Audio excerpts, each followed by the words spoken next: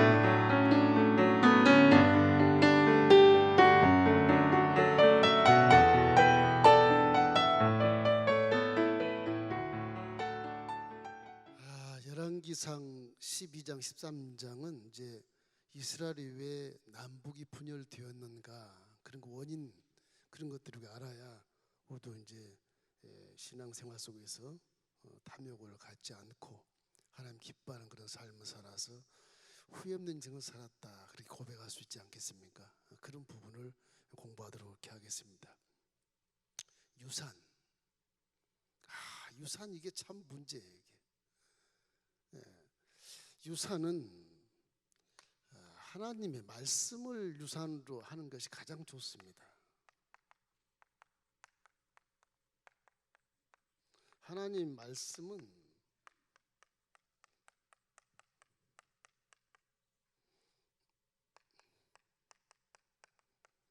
이 천지를 창조하시고 또 이 말씀은 인생이 어디서 와서 어떻게 살고 어디로 가는지 다 가르쳐준 진리이기 때문에 이 말씀을 사람이 알아야 부자가 돼도 그것이 보람차게 살아갈 수 있는 결과를 만들어내고, 그죠?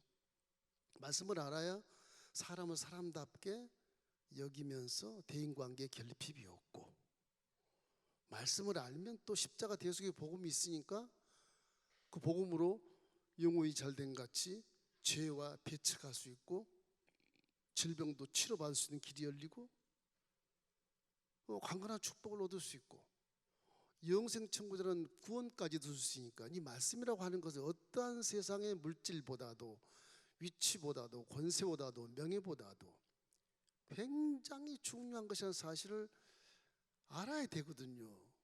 그 말씀이 소리라. 이 성경책에 주신 거 굉장히 좋은 것 같아요. 소리로만 줬으면 귀에서 이쪽 귀 들을 때 나가버리겠는데 말씀을 딱 이렇게 명문화시킬 글씨를 주니까 와, 이게 굉장히 좋은 거예요. 잊었다고 다시 볼 수 있고 살필 수 있고 마음에 새길 수 있고 얼마나 좋은지 몰라요. 근데 보통 우리 삶은 뭐냐? 무엇을 먹을까? 무엇을 입을까? 무엇을 마실까? 무엇을 누릴까? 무엇을 내 자존심을 세워야 저 사람이 나를 존경할까? 내가 뭘 자존심을 저 사람이 나를 관심을 가질까? 아니, 너무 내가 소외되니까 관심 갖게 내가 비밀을 폭로해야 되겠다. 이런 생각들을 가지고 대인관계를 하니까 이게 불신 사회가 되는 것이고 그것이 국민 정서에 아주 좋지 않는 그런 해를 받는 것이거든요. 전부 말씀만 믿으면 얼마나 좋겠어요. 저기다가 그 원숭이가 그 항아리에다 이렇게 먹잇감 바나나를 넣는데 그걸 탁 집어서 빼니까 안 빼지니까 이게 잡힌 거거든요. 딱 그런 것이 생각이 나는 거예요. 우리 사람은 돈을 이렇게 잡아서 뺄 수 없는 곳에 넣지 않나. 놓아야 빠지고 안 놓으면 생명이 깨지는 것이니까.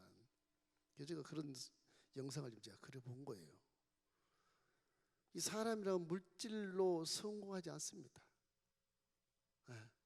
사람 됨됨이가 성공을 주는 것이지. 그래서 성경은 복이라는 것이 이 환경에 있다. 남의 것을 죽이고 빼앗으면 그것이 내 복이다. 이렇게 생각하기 쉬운데 절대 그렇지 않아요. 그것 때문에 전쟁이 6철 동안 계속 이 지구촌에 일어나는 거예요. 이게 사람이 복된 사람이 되어야 영혼이 잘 되고 범사가 잘 되고 강건하는 것입니다. 믿으시기를 바랍니다. 사람이 복된 사람이 되어야 복 있는 사람이라고요. 성경은 아무리 뒤져봐요. 복이 있는 환경은 그걸 뺏으면 내가 복을 받는다 그런 말이 전혀 없어요. 돈이 많으면 내가 복을 받는다 그런 말도 없어요. 시편 1편 1절에 보면 복 있는 사람은 복 있는 사람이 되면 돈이 굴러 들어온다고 해도 맞는 거예요. 맞아요. 안 맞는 것처럼 맞습니다. 틀림없이 결과로 봐서는 보람찬 축복의 인생을 살 수가 있어요. 복 있는 사람. 왜? 악인 마귀처럼 꾀를 부리지 않거든. 이게 신실한 사람 그 모양대로 살거든. 죄의 길에 서지 않거든. 죄 속으로는 마귀가 역사하는 거든. 죄에 빠지면 못 나옵니다. 이 생명을 깨뜨려야 이걸 끄집어낼 수 있어. 내 생명을 죽어야 이게 잡을 수 있을 것 같은 그런 것이거든. 교만하지 않아요. 오만하지 않아요. 자존심을 세워서 체면을 세워서 오만하긴다. 그거는 위선이지. 그게 복이 아니거든요. 복 있는 사람은 무엇이냐? 성경에는 날마다 주야로 말씀을 묵상하는 자로다. 아니 돈을 주셔야지 그게 복이지. 우리는 이불에도 복자 새기고 베개도 복자 새기고 그냥 지갑에도 복자 새기고 지갑 사주면 거기다 돈을 많이 넣어갖고 줘야 복이 있대나 그렇게 사주면서도 그렇게 하고. 이번에 우리 총동문 선교대에 오신 제자들이 자기 지갑을 하나 사줬어요. 지갑을. 거기다 돈 많이 딱 넣어갖고 주는 거야. 너 지금 뭐 하는 거야 지금? 너 뭐 하는 거야 지금? 지갑이 그런 비싼 지갑 처음 받아보는데 그걸 뭐 하는 거야 도대체가? 미신이다. 종이 그러면 되겠냐 그게?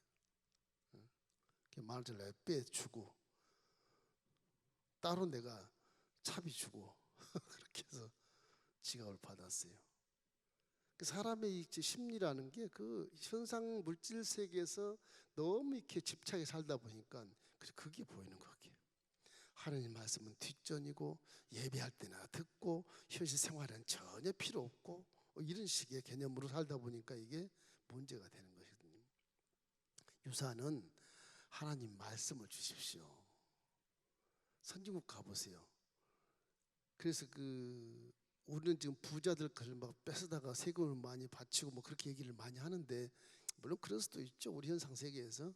근데 이제 미국 같은 데 가보면 이게 정의요 상속이 거의 없어요. 어릴 때부터 자급자족해서 살았다. 상속하면 자식 망한다. 거의 이렇게 결론을 내요. 내 이름을 내고 싶으면 그냥 유산을 사회에 환원시켜 버리는 거예요. 미국 교회는 굉장히 복지를 잘합니다. 교회로 전부 이렇게 그 정의가 오기 때문에 그래요. 정의가 오기 때문에 기부 문화가 잘 돼가지고 그래서 그 복지를 그렇게 하니까 교회가 하는 거, 정부가 복지하는 거, 교회가 복지하는 좀 되기 때문에 교회가 선호가 되고 굉장히 이미지가 좋아요. 목사 그러면 신뢰도가 굉장해요. 구치소 가면 갇혀 있는 아이를 하나 끄집어내고 내가 사인하면 데리고 나올 수 있을 만큼 목사들 그렇게 인정을 합니다. 그 정도. 말씀 속에서 가르치면 그런 생각이 벌어지거든요. 근데 자꾸 물질이 욕심내다 보니까 어떻게 하면 놀면서 먹고 살 수 있느냐, 뭐 불로소득을 가질 수 있느냐 이런 것들 때문에 이 사회 전체가 그 한 가지 때문에 전부 불신하게 되고 전부 막 생존 경쟁에 막 피나는 역사를 막 만들어내. 피 안 나게 살아도 되는데 막 피나고 사는 겁니다. 전쟁하고 살고 죽이고 살고, 물론 선진국도 빵빵 총 쏘는 것도 있겠지만 그건 죄악 속에서 그러는 거지. 사회 자체가 이렇게 잘 되기 위해서는 기부 문화가 잘 돼야 된다. 그 항상 얘기하지만 물질 문명의 자유민주주의, 민주주의의 자본주의의 실상에서 가장 맹점이 게 기부 문화가 없어 그럽니다. 기부 문화가 없으면 자동적으로 사회주의가 되고 사회주의에서 공산주의로 가기도 쉬워요. 어쩔 수 없는 거예요. 그게. 혼자만 잘 사니까 나머지는 다 도둑놈이 돼야 되니까 어떡하겠어요 그거를. 그래서 성경은 이웃을 돌아보라는 그 613개 계명을 네가 아무리 잘 지고 부자가 됐어도, 청년이 와서 그러자 예수님께 나 율법 다 지켜 11조 잘 내고 다 지켰습니다. 어떻게 구원을 받습니까? 그래 네 집 다 팔아서 이거 논아주고 나서 날 따라와. 그래 구원받아. 그 말이거든요. 너만 잘 살면 사회가 되겠냐 이게. 같이 살아라 같이. 변명이 있죠. 우리 같은 사람 나 3시간 자고 열심히 공부해서 시험 쳐서 승급해가지고 내가 지금 고급 공무원이 됐어. 너는 10시간 자고 맨날 뭐 느려 터지고 게으르게 해가지고서 그렇게 못 살잖아. 누구 책임이야? 네 책임이지. 그럴 수 있어요. 그래요. 사실이 그래요. 그러나 이 사람이 게으르고 나태하고 공부를 못해서 그냥 먹기 힘들다 그러면 그게 사람이 나중에 도둑놈이 돼요. 그게. 살아야 되니까 어떡하겠어. 그건 도둑질이 아니고 살아야 되니까 빵을 엄청 먹는 거지 이게. 그래서 사회가 문제가 되는 거예요. 그러니까 이렇게 하지 않도록 어느 정도는 잘 사는 사람들이 기부를 해서 이게 복지가 되어야 돼. 국가에서 저렇게 하면 정부만 욕 그냥 바가지로 먹어요. 그러지 않겠습니까? 정부 편에 들지는 않습니다만은 나 중심이지만은 하나님 말씀은 이 복을 제대로 받을 수 있는 길을 가르쳐 주는 거예요. 가르쳐 주는 거예요. 그래서 말씀이 가장 중요한 거예요. 말씀. 이 본문에 나오는 솔로몬의 아들이 많지 않습니까? 아마 후궁이 700에다가 첩이 300인데 이 사람은 하나님한테 야단맞게 돼 있어요. 솔로몬이. 아니 미쳐도 환장하지. 이게 어떻게 1000명이나 네가 데리고 사냐 이게 미친놈이지. 이게 제대로 된 사람이냐 이게. 그렇잖아요. 어떻게 1000명을. 그럼 거기 왕궁에는요 유치원이 막 수십 개가 있을 거예요. 수십. 애를 낳았으니까 막 수십 개가 아들 딸들이 있을 거라면, 근데 르호보암 딱 하나 이게 진짜 복 있는 사람이야. 근데 르호보암이 너무 유산이 많은 거예요. 세계적으로 최고 역사적으로 유산 많이 받은 사람이 르호보암이. 물론 솔로몬도 유산을 엄청 받았지만 솔로몬의 유산 받을 때 1000번제를 드린 사람, 자기 아버지는 1000번제를 드렸어요. 이 물질에 별로 욕심을 안 부서. 솔로몬은 아버지의 신앙을 잘 쫓아서 1000번제를 드렸으니까 하나님이 지혜를 주는, 지혜 달라고 했으니까 솔로몬 돈 달라고 한 것을 지혜 줬어요. 지혜. 나도 아빠처럼 재판도 잘해야 되겠고 나라가 지금 백성들이 다 이렇게 잘 살아야 되니까 지혜를 주십시오. 그거 하나님이 굉장히 100점 만점을 주는 거거든요. 이 르호보암은 그렇지 않아요. 자기 할아버지가 써놓은 시편도 있어. 자기 아버지가 르호보암아 네가 살 때 이렇게 살아야 된단다. 자문을 딱 써서 르호보암 앞에 갖다 놨어요. 솔로몬이. 아버지 갖다 놨다고. 그 르호보암은 그거를 이 시편이나 자문서를 다 덮어놓고 뭘 보느냐? 황궁의 금을 봐. 말이 막 수천만 마리가 말이 황궁 속에 병거가 막 뭐 200대가 그렇게 됐으니까 뭐. 그러면 유산 자체가 어마어마하거든 이게 르호보암이. 그리고 아버지가 날 사랑하니까 난 당연히 다음에 왕을 이어받을 사람이라는 걸 본인이 생각을 해요. 본인이 생각해요. 그런데 이 사람 정치 딱 들어갔는데 남북이 쫙 갈라지는데 그것도 북에는 10지파가 가버리고 남쪽에 딱 2지파 남아가지고 2지파 왕이 되는 거예요. 그 쪽을 못 쓰는 사람이 돼버리는 거예요. 이래서 여로보암이 물려받아야 되는 유산은 이렇게 참 하나님 말씀이 할아버지 아버지로부터 쫙 나와 있는데 불구하고 그걸 유산을 생각하지 않고 일천번째 기도를 기억하지도 않고 결국에는 금과 은과 이런 유산만 생각하니까 하나님 마음이 굉장히 아팠다. 그런 하나님 말씀이 이미 솔로몬 다윗과의 열왕 중 열왕이 끊이지 않다 그랬어요. 그걸 하나님 말씀을 또 지켜야 되기 때문에 그건 나중에 르호보암 그 왕계를 쭉 지켜나갑니다. 북지파 조소도 그쪽이 먼저 망해요. 하나님 경륜에 그렇게 안 될 수가 없어요. 북지파가 그렇게 망할 수 또 그렇게 해요. 금송아지 세우고 예루살렘 못 들어가게 하고 세겜과 베델에 세겜과 단에다가 금송아지 세워서 절대로 사마리아 산 넘지 마라. 예루살렘 넘어가면 죽인다. 그래가지고 북이스라엘이 막 철의 장막을 치는 거예요. 결국 아수리에 망하는 겁니다. 그래서 말씀을 쫓지 않는 그거는 망하는 거예요. 말씀을 쫓아야 살아나가는 거예요. 그래서 여러분 후손들에게도 뭐 유산 넘겨주려고 하면 아끼고 뭐 저축했다가 주면 좋겠지만 그것이 진짜 자식을 위해서 그렇게 하는 게 아니거든요. 네 자력으로 이 땅에 태어나서 한번 살아봐. 맨 땅부터 다 해서. 그래 그 인생이 이제 어떤 연단과 고난을 겪어가면서 인생이 무엇인가도 생각하고 바른 사람의 모습으로 살아갈 수 있다. 이런 것을 우리가 후손들에게도 깨닫게 해줘야 되는 것입니다. 그래서 교회라고 하는 것은 어떤 르호보암처럼 금수저가 아니고 흙수저도 아니에요. 교회는 나무젓가락이 사실은 나무젓가락. 누가 금수저 흙수저 그렇게 얘기했는지 모르겠는데 그런 거는 좀 세상에서 하는 말인 것입니다. 이 세상에서 가장 부모로부터 최고의 유산을 물려받은 사람이 르호보암이다. 그래서 참이 욕심이라는 어떤 사람 그림을 그려놔도 욕심의 계단이 있게 한데 욕심의 계단을 쭉 올라가면 그냥 무너져 버리더라. 꼭까지 올라가면 그렇게 그림을 그려놨더라. 계단을 막 뛰어나가는 욕심 끝까지 가는 거야. 끝에 가니까 계단이 좁아가지고 다 무너져 버리는 거야. 그렇게 돼 있더라고. 욕심의 계단은 무너진다. 그런 것들을 말씀할 수 있게 되는 것입니다.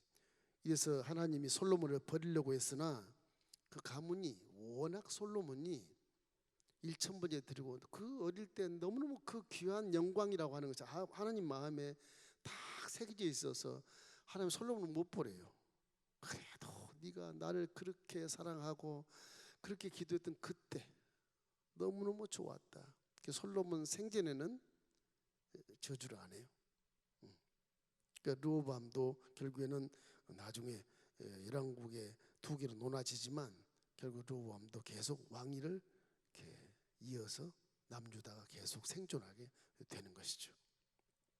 그래서 1000번째와 거룩한 성전을 열정적으로 지은 것이 아까워서 솔로몬 죽을 때까지 하나님이 기다리시는 것입니다. 죽을 때까지. 죽은 다음에 이제 분유한 국이 되는 시작이 되는 거예요.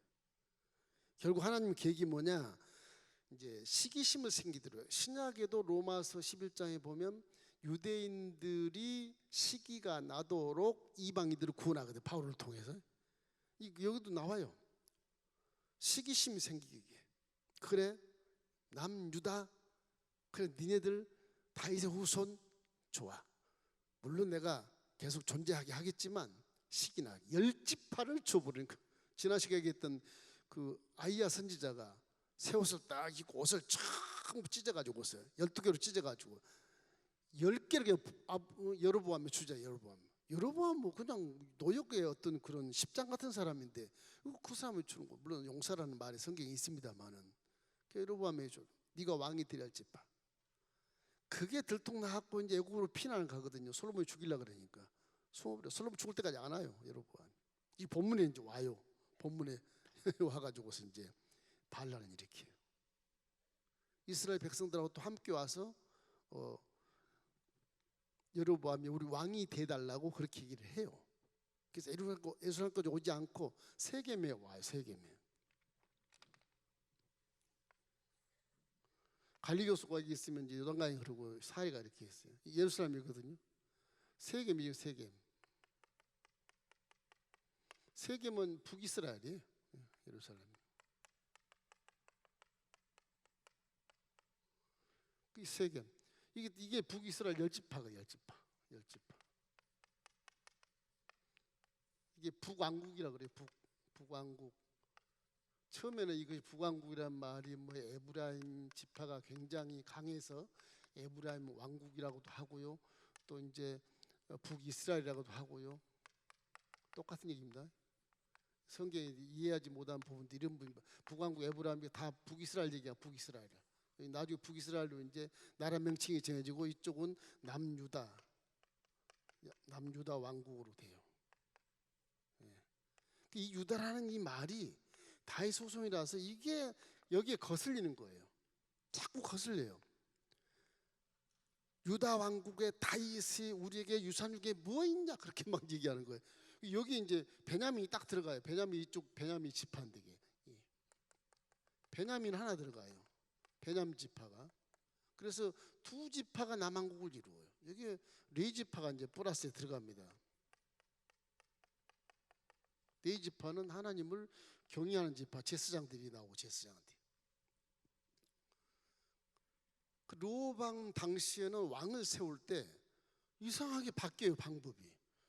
뭐 그전에는 솔로몬까지 자기 아버지까지도 선지자가 기름을 부어서 백성들이 환호하면서 그리고 막 축제를 벌이고 나서 왕자에 딱 앉히면 왕이 되는 거예요. 근데 르호보암은 그게 전혀 없어요. 전혀 없어요. 백성들이 환호하지도 않고 선지자가 뭐 어떻게 하지도 않고. 무슨 얘기냐? 너무 잘 사니까 선지자가 필요 없는 거예요. 참 이 기독교의 이 신앙 자체가 그래요. 문명이 막 발달한 르네상스 같은 그런 17세기, 16세기, 17세기 그때는 막 신앙이 뚝 떨어져 없어요. 그 종교 암흑 시대가 와버려요. 전제하고 못 사니까 신앙이 쫙 올라가는 거예요. 그 정반대가 되는 거예요. 이게 기독교. 그래서 핍박도 많이 받고 이해도 못하게 돼요. 그러거든요. 이해하고 싶어도 현실이 그러니까 이해를 못하겠어. 이런 거 이렇게 되는 거예요. 그 지금 이 르호보암 씨는 너무 잘 사니까 하나님 필요 없는 거. 선지자들이 다 숨어버렸어. 다 인정을 안 해주니까 다 숨어버린 거예요. 그 르호보암이 왕이 될 때 기름을 붓질 않아요. 당연히 내가 왕이 되는 건데 그렇게 되어버린 거예요. 아주 교만해버린 거예요. 교만. 그 르호보암이 한 방 얻어 터지는 것입니다. 열왕기상 12장 15절 우리 한번 읽어보십시다. 왕이 이같이 백성의 말을 듣지 아니하였으니 이 일은 야훼께로 말미암아 난 것이라. 야훼께서 전에 실로 사람 아히야로 느바스 아들 여로보암에게 하신 말씀을 이루게 하십니다. 보세요. 하나님은요 하신 말씀을 틀림없이 성취를 시켜요. 나쁜 말도 하나님 나오는 나쁜 말도 성취시켜버려요. 물론 하나님 계획이 다 계시겠지만 그 어떤 예언의 말을 항상 성취시키고 지나가십니다. 이렇게 몇 년 후가 됐든 언제든 반드시 그 말씀 성취가 되는 거. 아히야 선지자가 실로 사람인데 이 실로 사람인데 이 실로 선지자가 나와서 예루살렘에 와가지고서 성 밖에서 여로보암을 딱 만나가지고 옷을 딱 찢어줘. 네가 왕이 되어라. 하나님 말씀이거든. 이 왕 그 말을 그대로 이루어버리는 거예요. 그래서 분열이 될 수밖에 없는 계획을 잡는데 하나님 입장에서는 야, 이 여로보암이 이렇게 잘 사니까 나를 찾지 않는구나. 그런 겁니다. 결국 그 말이 성취가 되는 거예요. 그래서 이제 하나님 말씀을 유산으로 물려주는 가장 중요한 것은 여러분 마음에 기억하시기 바랍니다. 둘째는 이 르호보암이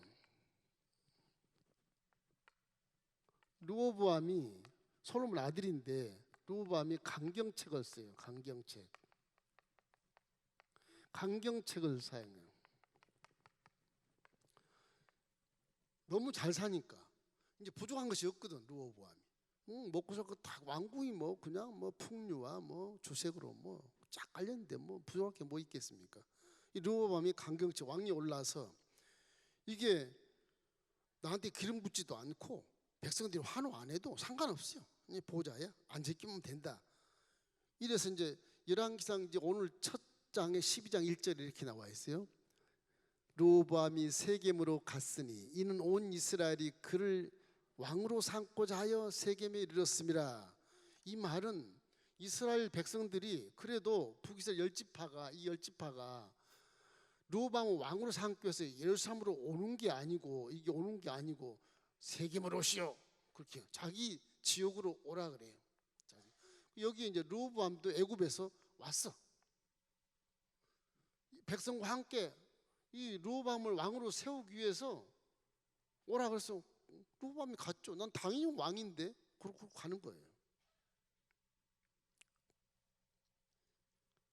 그래서 당시에 이제 정치의 중심지가 세계입니다. 예루살렘은 성지다. 이제 그런 결론이 나오게 되는데 이 르호보암을 왕으로 세우기 위해서 모인 것은 여로보암이라는 사람이 아직은 알려지지 않기 때문에 백성들이 다 여로보암은 그 아이야 선지자로부터 열조각 받은 것뿐이지 백성은 잘 몰라요. 왕도 아니었고 뭐 그 장군도 아니었고 그러니까 이제 함께 이제 세겜에 와서 르호보암을 왕으로 세우려고 하는 것입니다. 그 조건이 생기는 거예요.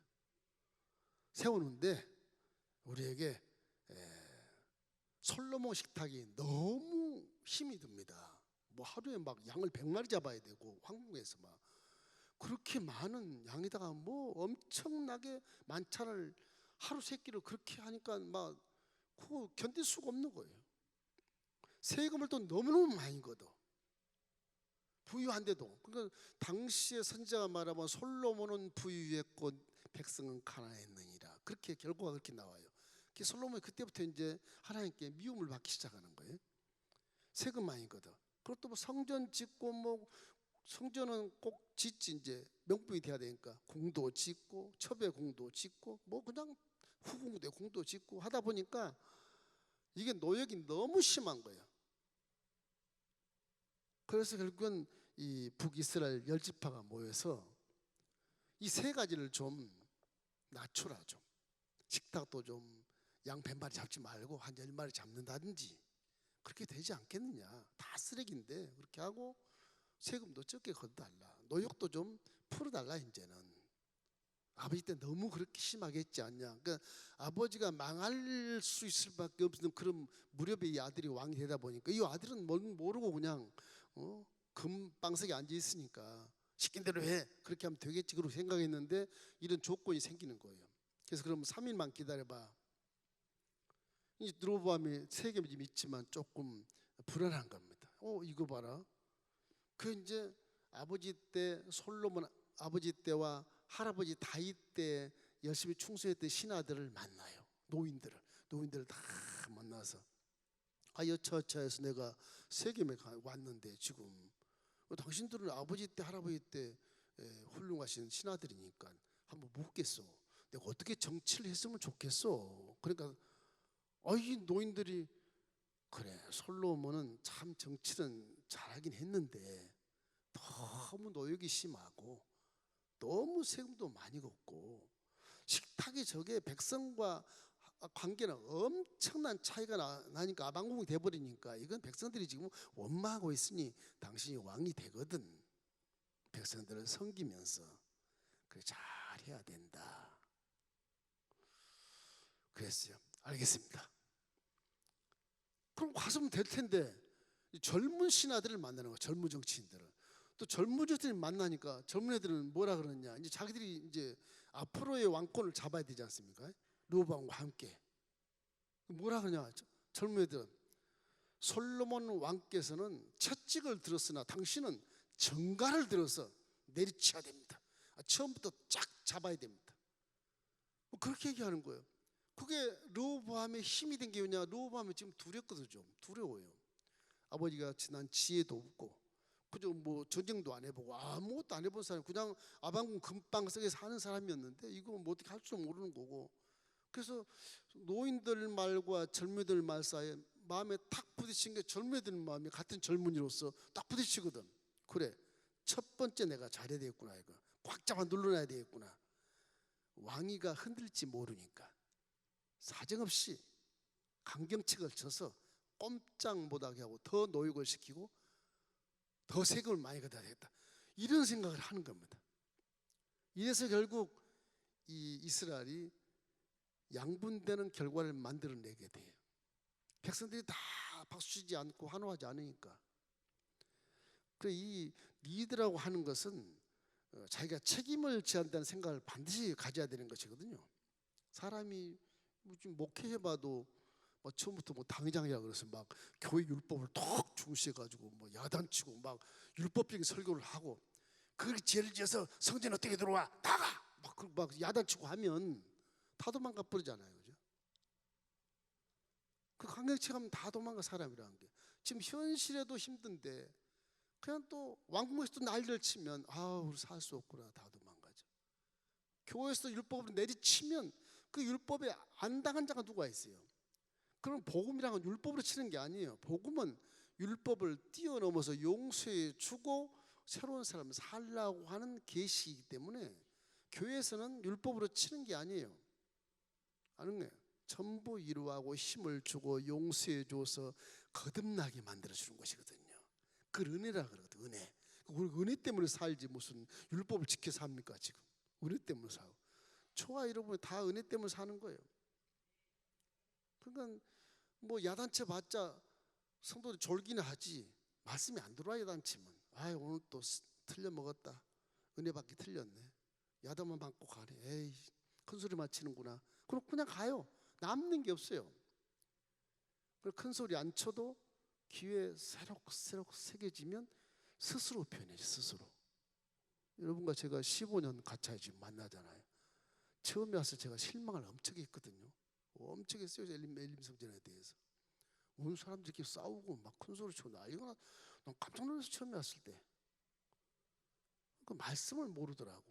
그래, 말씀을 가르쳐야 돼. 그래서 목회하면서 그 바쁜 중에도 교재를 막 6권이나 만들어가지고 한 4년 했나요? 그렇게 하니까 조용해지는 거예요. 착해지고 말도 굉장히 순화가 잘 돼서 서로가 서로 존경할 줄 알고, 그렇게 변하는 모습 제가 체험해 왔거든요. 체험해서 지금 오거든요. 그러니까 무슨 야단친다고 되는 게 아니야. 지도자가 무슨 총을 들고 너 쏴버려 그런다고 되는 게 아니야. 그러니까 죽여라, 덤비는 것이지 되는 게 아니거든요. 여러분 대인관계도 마찬가지입니다. 여러분 대인관계 할 때 미운 사람 있잖아요. 미워하지 마세요. 그냥 용서해 주세요. 그 얼마나 살겠다고 용서해 주세요. 그냥 지나가면 다 잊어. 사람은 용서 줘버리면 그 용서 준 것 때문에 상대가 길을 펴고 또 살잖아요. 그 계속 정죄만 하면 끝까지 원수가 돼. 내 눈에 흙이 들어와도 용서를 한다 그러는데, 흙이 들어가면 죽는 건데 무슨 용서 받을 이유가 뭐가 있어? 당신만 죽는 거지. 아무 의미 없어요. 천국에 가면 몰라도. 그래서 이 르호보암의 강경책을 하는 것이 아주 큰 실수였다, 이렇게 보는 거예요. 그래서 항상 유사한 말씀이 들어가야 말씀이 깨닫게 되는 것은, 말씀이 안 들어가 르호보암 속에 지금 겉만 보이지 말만 보이고 그 말씀이 안 들어가는 것입니다. 이래서 노인들은 정당한 그런 권면을 했는데 젊은 사람들의 그런 말을 잡아가지고서 기를 죽이고 가명 앞에 고기를 들어 그렇게 그냥 몰살시키자, 이런 식으로 하니까 결국에는 문제가 되는 거죠. 결론은 이 왕이 이제 이스라엘의 목자로서 양떼를 이렇게 푸른 풀과 맑은 시냇가로 데리고 가야 한다는, 거기에 대한 하나님의 양보가 없습니다. 말씀으로 살아가는 데는 그걸 꼭 살아가야지, 그 외에는 양보가 없어요. 하나님은 결국엔 말씀이에요. 말씀 때문에 사는 거고 말씀 때문에 성공하는 거예요. 말씀 때문에 너도 살고 나도 살고 하나님 말씀으로만 가야 된다. 그 강경책 쓰는 이유가 르호보암은 자신감이었거든. 이게 사람이 두려우면 강경책 써져요. 강경책을 쓰면 부러져 버립니다. 이게 교만이라는 거. 부러져 버린 거. 잠언서 16장 18절 말씀에도 교만은 패망의 선봉이요 거만한 것은 넘어집의 앞잡이니라. 강경이라는 굉장히 뭐 잘난 것처럼 보이고 아주 바른 것처럼 보이고 똑똑한 것처럼 보이는데 그게 나중에 이렇게 부러져요. 아무리 강해도 부러지게 돼 있어요. 그게.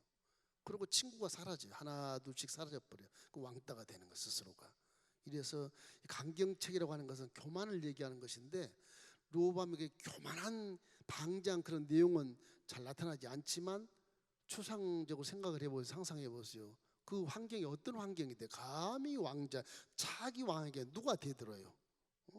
엄청나거든. 그거는 물질이 많고 금이 많고 뭐 그런 뭐 수고한 게 없으니까.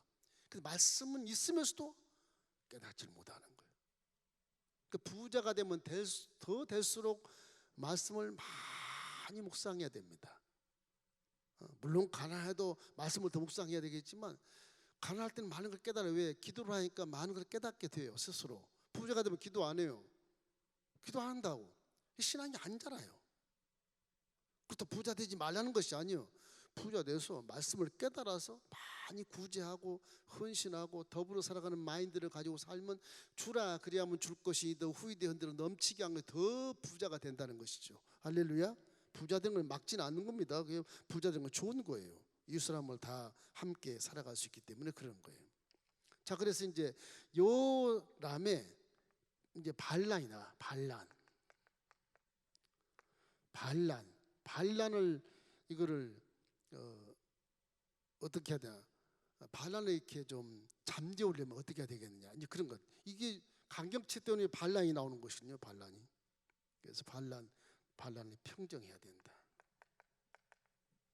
평정하는데 이거 실패를 해요. 결국 그 아이야 선지자가 했던 10조각을 그대로 주는 것을 여로보암이 이제 반란을 하게 돼. 그래서 이제 남유다가 이 르호보암이 이걸 이제 여기서 두집파 가지고 공격을 하자. 공격해서 이거 잡자. 그래가지고 북이스라엘을 공격하려고 군사를 세워봐. 숫자를 18만이야. 18만의 군사가 있어. 북이스라엘 10지파인데 이 거의 80만 같이 해야 됩니다. 80만. 어떻게 이기겠어요? 못 이기거든요. 못 이겨요. 이 반란을 평정해서 내가 통일왕국을 다시 아버지 때처럼 만들어야 되겠다 싶은데 안 되는 거거든 이게. 그런데 싸우려고 그래. 그때 이제 하나님이 스마야라고 하는 선지자를 이 르호보암 앞에 세워요. 스마야가 이 선지자가 싸우지 말라. 그 하나님 말씀이라고 이렇게 예언을 해요. 싸우면 안 된다. 그래서 이 스마야 선지자 때문에 결국 르호보암이 정지를 하고 안 되겠구나. 그래서 평정에는 실패하는 것입니다. 열왕기상 12장 24절 말씀을 한번 읽어봐요. 야훼의 말씀이 너희는 올라가지 말라. 너희 형제 이스라엘 자손과 싸우지 말고 각기 집으로 돌아가라. 이 일이 나로 말미암아 난 것이라 하셨다 하라 하신지라.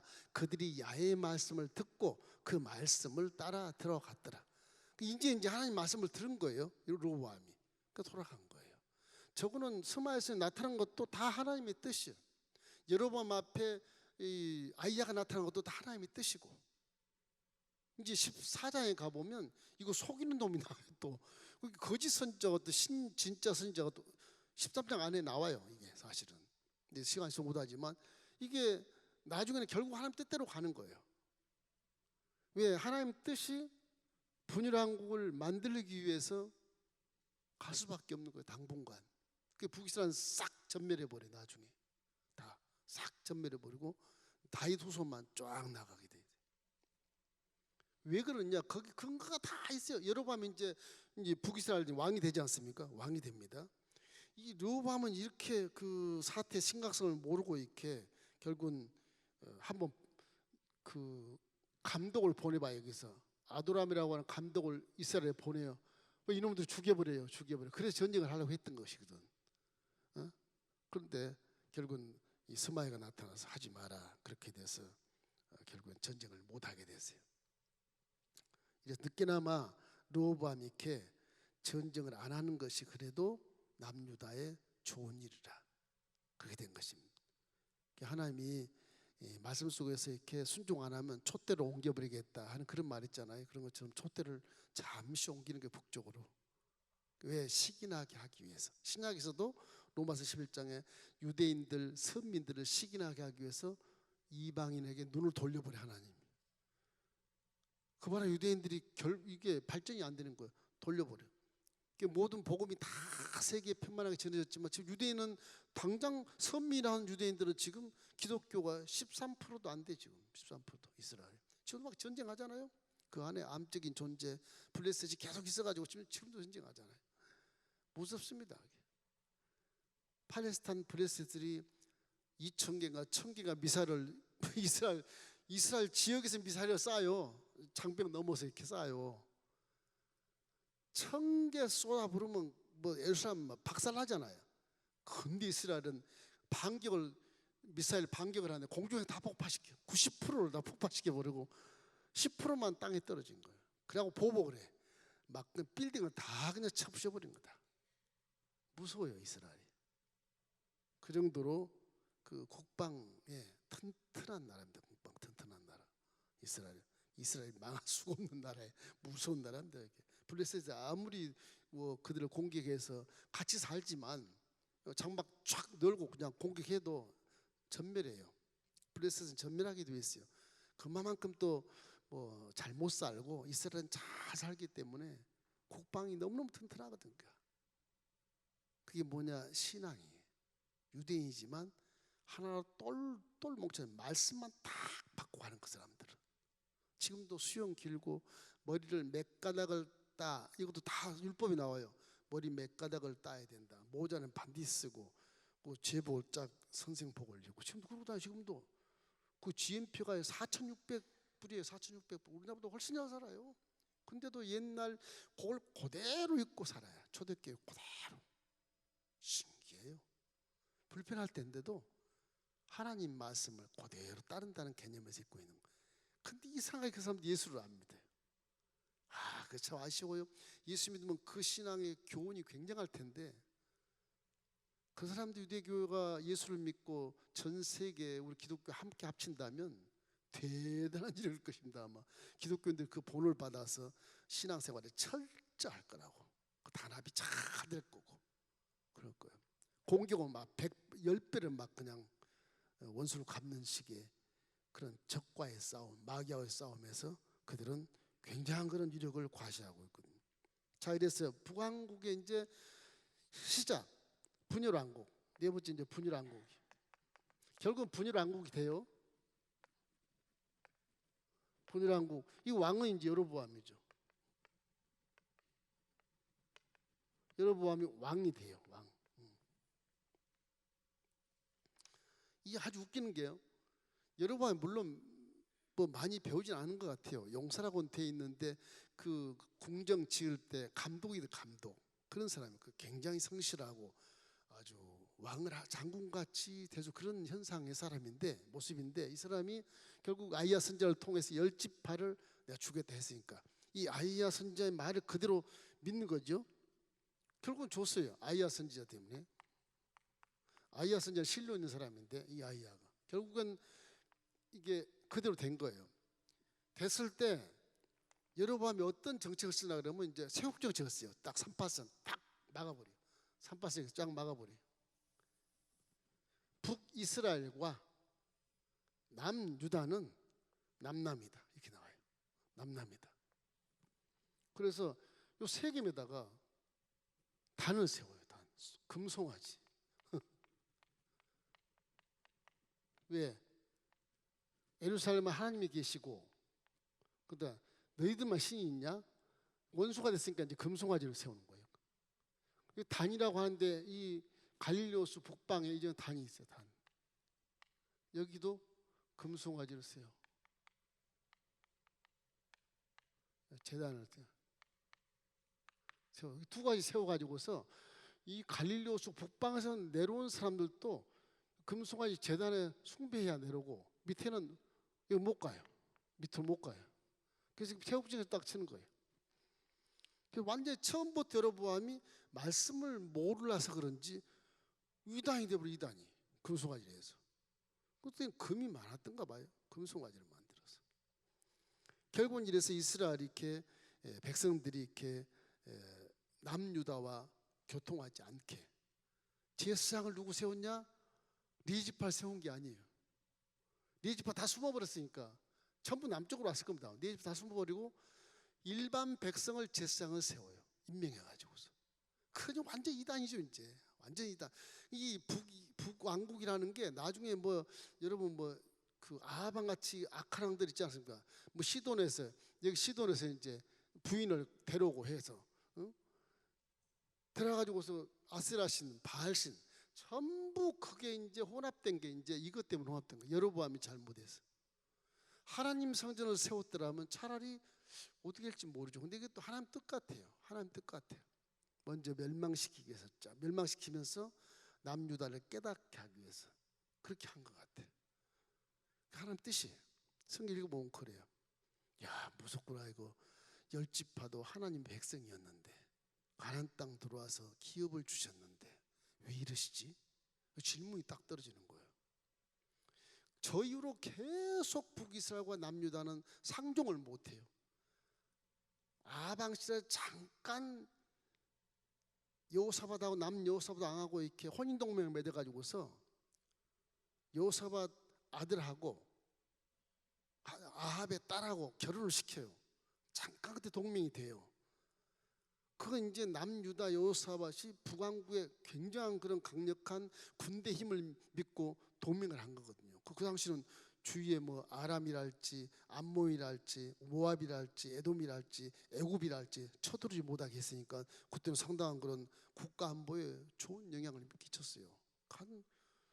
그래도 몇십 년은 아주 평화롭게 사돈지간으로 지냈었어요. 그 외에는 별로 없어요.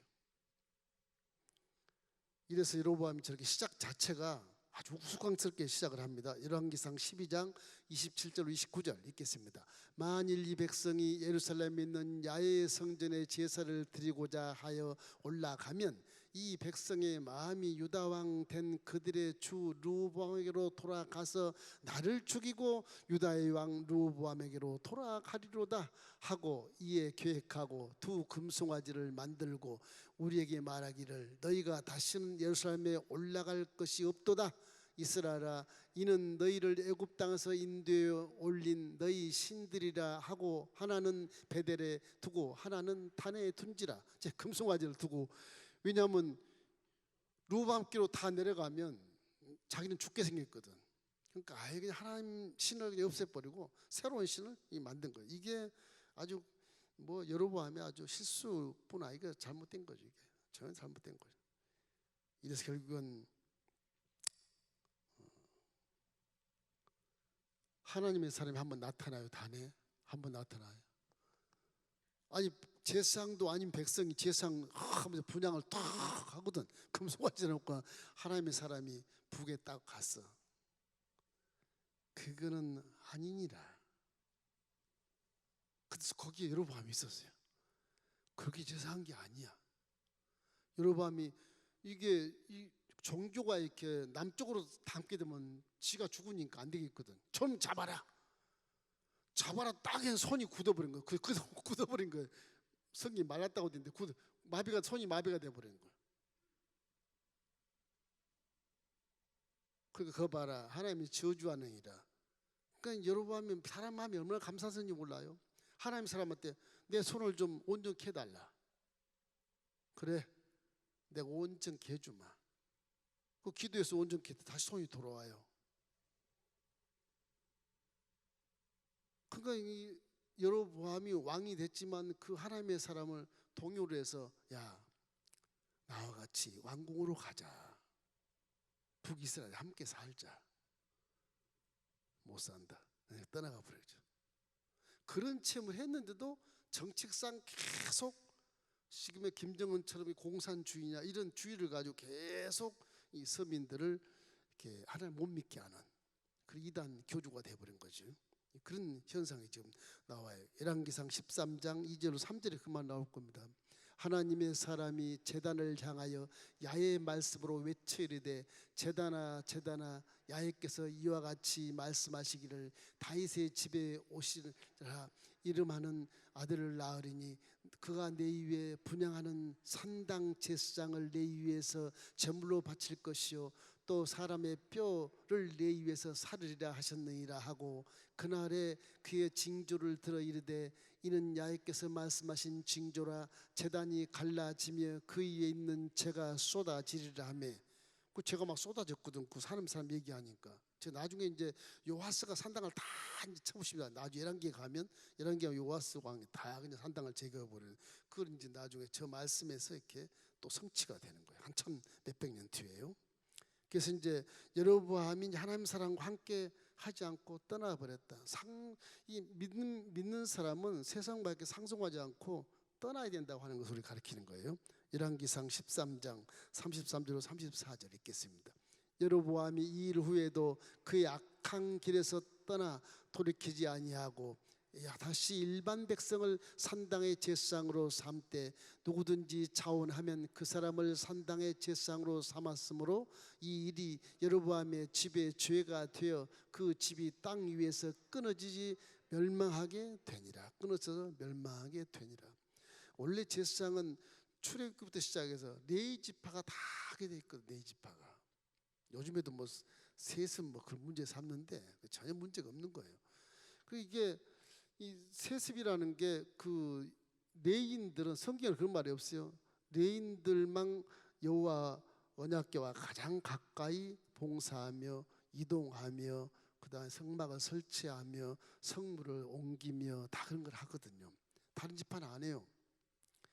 12지파라는 게 4지파를 빼고 12지파예요. 원래 13지파야.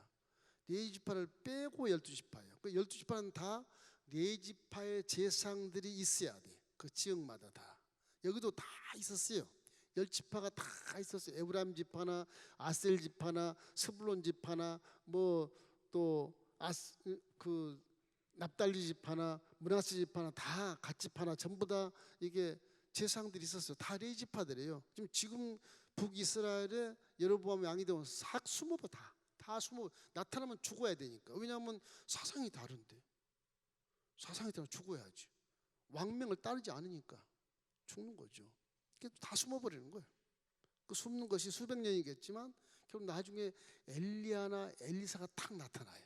한번 그 화해 시대에 여호사밧과 북아합 왕이 사돈지간 때 엘리야가 딱 나타나요. 엘리사와 함께. 근데 그때도 부흥이 안 일어나요. 그 3년 반 동안 기근을 만들어내면서 깨닫게 하는 것인데 그래도 깨닫지 못하니까 결국 북이스라엘을 그냥 멸망시켜버리는 거예요. 아수르에 다 멸망. 사람이 이렇게 죄를 지어도 깨닫는 기회가 와요. 이게. 그러니까 죄를 지으면 스스로 깨닫고 회개를 분명히 해야 됩니다. 다시 죄를 짓더라도 회개를 분명히 하고 넘어가야 돼요. 그게 안 잊어버리지. 한참 지나서 모든 걸 포함해서 회개하겠다. 그건 바보 같은 사람. 다 잊어버려요. 죄를 지어놓고 누가 압니까? 몰라요. 그때 회개하는 게 가장 좋아요. 어떤 죄를 져도 일단 회개하면 통로가 열려 있으니까 십자가는 틀림없이 주님이 그걸 용서해 주시게 돼 있습니다. 그게 믿음이거든. 그게 회개하시길 주의 이름으로 축원합니다. 이름으로 말씀을 드리면 이 우리 속에 그 선악을 분별할 수 있는 깨달음이 오게 되고 이 선의 죄에서 싹 벗어나면 사람이 기뻐져요. 막 기뻐진 것을 성경은 기름이라고 그래. 기름이 부어지면 성령의 불이 활활 타올라요. 그 뭐 춤을 추게 되고 막 기뻐하게 되고 상쾌하고 누굴 만나도 그냥 좋고 막 그래요. 그렇게 돼 버려요. 자꾸 죄 얽매이면 이게 올무가 돼 가지고서 얼굴도 찡그리게 되고 사람 만나는 것도 싫고 좋은 사람은 좋지만 싫은 사람은 아예 싫고 인사도 안 해버리고 그러잖아요. 근데 이게 말씀이 자꾸 내 속에 들어와 있으면 이게 자유를 얻게 돼요. 자유를 얻게 기쁨이 임하게 되거든요. 그러면 내 안에 성령이 기뻐하고 그 기름에다가 불을 확 붙여요. 그럼 막 성령 충만이 되는 거죠. 그런 것이 진짜 신앙이에요. 그건 환경이 어떻든 상관없어요. 그냥 무조건 기쁜 것처럼 막 미친 사람처럼 스트레스 전혀 없어요. 상쾌하고 좋아요. 원수가도 막 품에 안아줄 수 있을 만큼 좋아요. 그것이 진짜 신앙이거든. 성령이 내 안에서 마음껏 나를 사용해서 살아가는 것이 진짜 성령 충만이거든. 이게 르호보암이 이렇게 기름 부음도 없고 말씀도 없고 결국 사람의 말을 듣다가 결국 교만한 것 때문에 망하지 않습니까? 그래서 잠언이나 시편을 르호보암이 묵상했더라면 얼마나 좋았을까. 이 아쉬운 부분이 말씀을 버린 르호보암 망했다. 이게 참 가장 이게 우리에게 주어진 가슴 아픈 결론이거든요. 이 사람의 미래는 사람의 이렇게 말이나 사람에 달려 있지 않고 말씀에 딱 달려 있는 겁니다. 누가 말씀을 많이 깨닫냐에 따라서 후회 없는 인생을 살아갈 수가 있어. 여러분 항상 말씀이 아무것도 아니라고 생각하지 마세요. 그래서 저도 항상 달력을 써서 이렇게 하는 것도 그래요. 말씀이 그 말씀도 집에 좀 있으면 좋겠다. 날마다 보면 좋겠다. 한 달 동안 보겠지? 뭐 그런 기대 때문에 말씀에 달력을 걸어놓으라고 이렇게 달력을 말씀으로 올해도 한 겁니다. 사실은 그게 굉장한 효과거든요. 필사 중요합니다. 고개 좀 아프시고 어깨가 좀 아프실 거예요. 스트레칭 잘 하시면서 필사도 열심히 해서 복을 받기를 주의 이름으로 축원합니다.